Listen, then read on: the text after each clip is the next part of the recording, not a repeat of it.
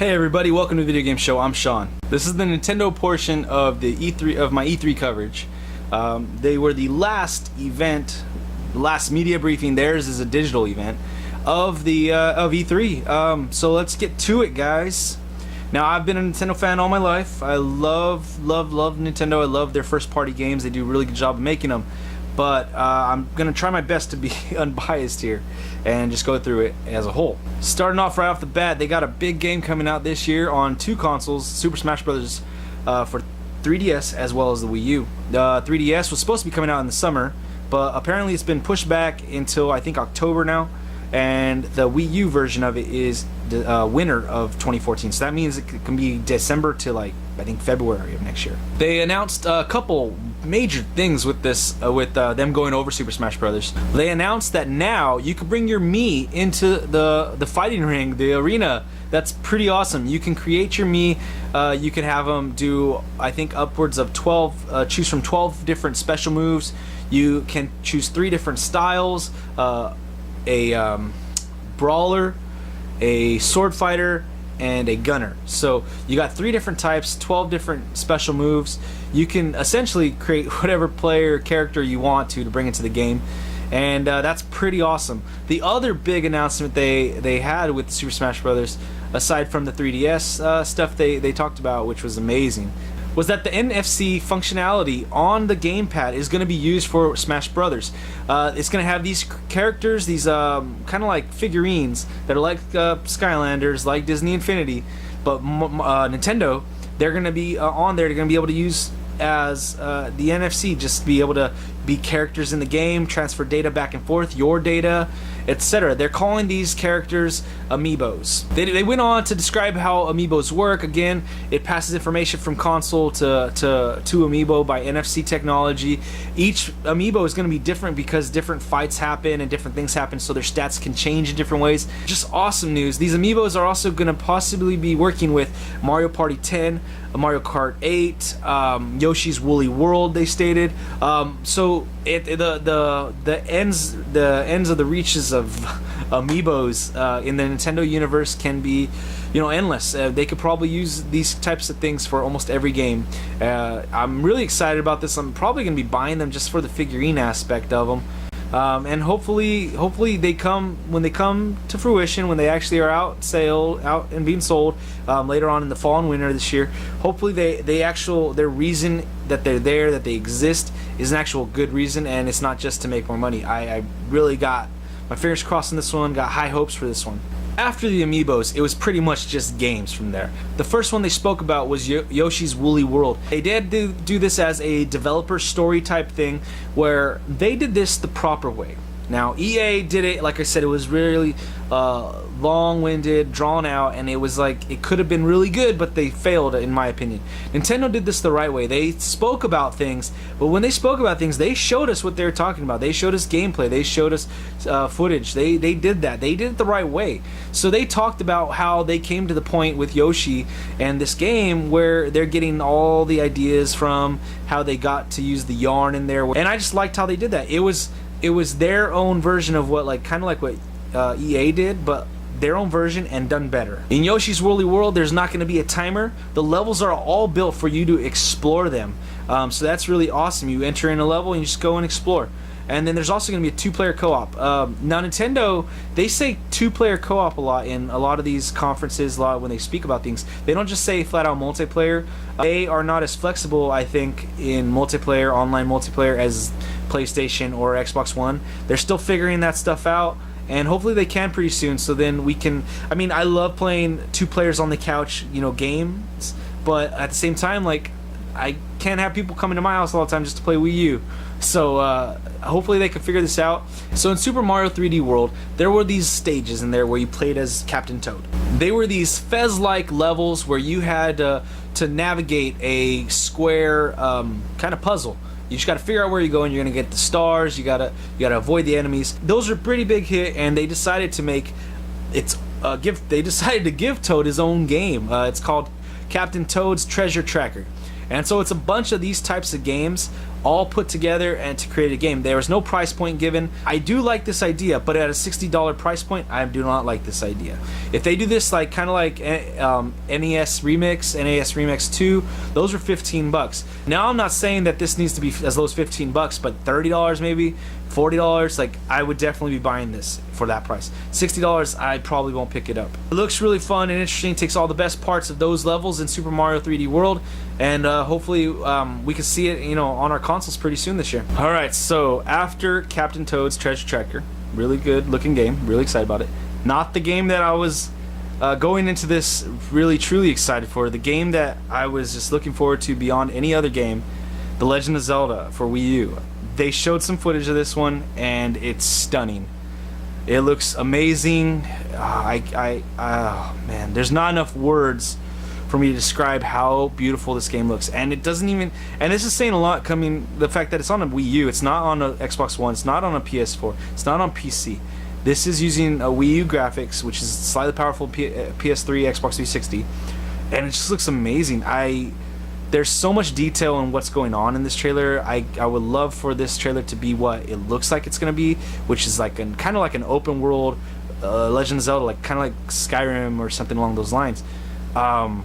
It looks amazing. It blew my mind. I changed my laptop background to the still frame of the first image they showed. It looks beautiful. Oh my gosh, I'm so excited about this. It's coming out next year. It looks amazing. I can't wait for this one. Alright, so after that big high of Legend of Zelda, they showed off a trailer that started off as a live action, went into more CGI and gameplay type trailer. It was for the 3DS. It was for Pokemon Omega Ruby and Alpha Sapphire. Now this game looks really cool. They're going to add in the Mega Evolutions like the new games, so I'm pretty excited about these. I definitely want to get back to playing them and hopefully finish Sapphire this time, because I didn't get to finish it the last time I was playing it. They also announced the release date for that, which would be 11/21/14. So November 21st this year, you'll be looking at Omega Ruby and Alpha Sapphire on your 3DS. They then went to an exclusive that is for the Wii U. It was originally a multi-platform game. It is Bayonetta 2.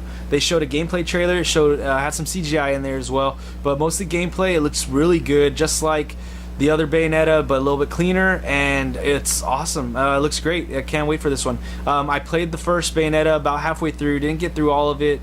I enjoyed it. It wasn't entirely my cup of tea, but I did enjoy it, and I'm happy that Nintendo, they took the steps to get this one as an exclusive, and I'm proud of them to do that, for doing that, because you know that's what they need to do. They need to be able to get these games as exclusives, otherwise they're going to lose their market share. Or they just got to keep on coming out with more games like the Legend of Zelda. And in saying that, they did also show more gameplay footage of Hyrule Warriors. There will be a two-player mode, again, two-player mode, so they have the couch two-player mode on here. Hopefully they can change that to be an online two-player mode to online co-op. That would be nice. But it looks good. It looks really great. You can play as Link, Zelda, Impa, and Midna. So each one has their own slate of moves, attacks, movement, style of just how they look and how they attack and things of that nature. It comes out September 26, 2014, so we only got a few months more until we see this game on our Wii U's. They then showed a trailer for Kirby Rainbow Curse. This one looks pretty interesting, but all they did was show a quick gameplay trailer of this one.